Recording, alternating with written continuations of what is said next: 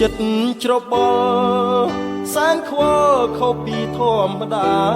ធ្លាប់រីករាយប្រែមកសោកាកំព្រាកណ្ដោយកណ្ដែ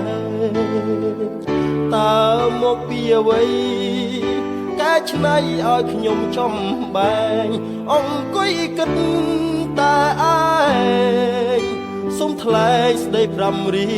ត្រីទ្វាបេះដូងដំបងគិតបិទឲ្យចិត្តតែយូរទៅដូចជាងងឹតក្រៀមស្វិតឥតមានរាំងស្មិញដូចមេឃខ្វាផ្កាយព្រោះឆ្ងាយពីពុកផែនដីបានយល់ភ័ក្រស្រីថ្លៃហារទីព្រួលប្រែស្នេហ៍